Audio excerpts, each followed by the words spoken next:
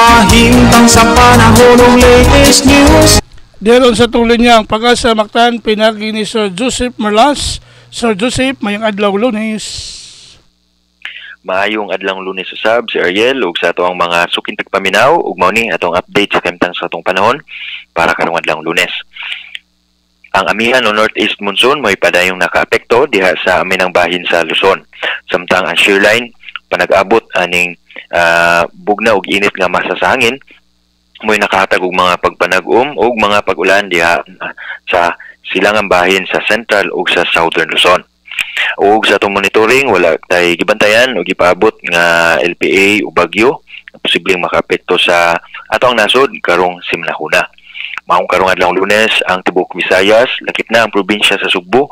Padayong magsanati aning fair weather condition o kasarangan nga tempo sa panahon ug nagpabiling taas sa atong tsansa aning mga patak-patak na mga pag-ulan, pagpangilat o mga pagpanugdog tungod ni sa mga localized thunderstorms sagad masanati sa hapon o sa gabi.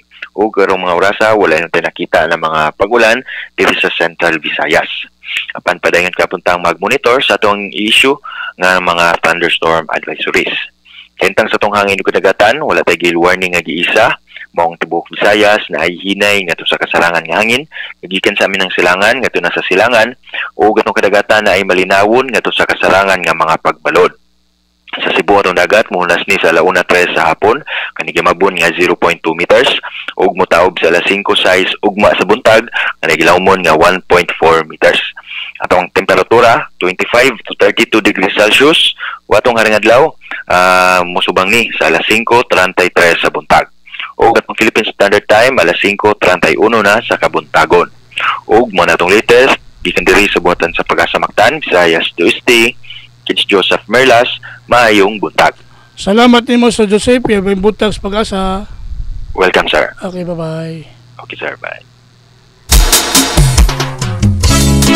Salamat ni Sir Joseph Merlas ang atong weather specialist gikan sa Pag-asa Mactan nga naghatod sa atong dagan sa kahimtang sa panahon nining adlaw nga Lunes, Oktubre 23, 2023.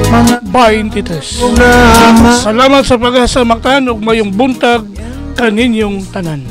Kahimtang sa panahon ng latest news. Balikan sa TV stations.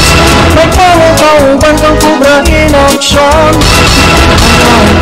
Ang paminaw sa'yo sa kabuntago.